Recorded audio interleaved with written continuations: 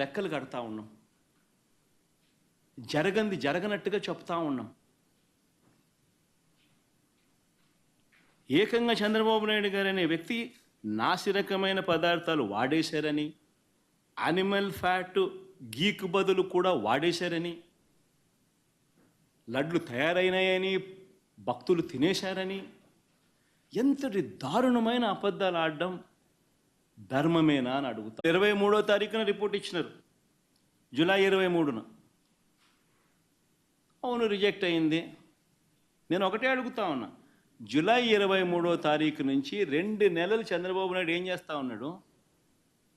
2 నెలల తర్వాత ఇప్పుడు చంద్రబాబు నాయుడు గారి 100 రోజుల పరిపాలన మీద అడ్వర్టైజ్మెంట్ ఇచ్చినప్పుడు ప్రజలు సూపర్ 6 ఏమైంది, సూపర్ 7 ఏమైంది అని చెప్పి ప్రజలు చంద్రబాబు నాయుడు నిలదీస్తూ ఉన్నప్పుడు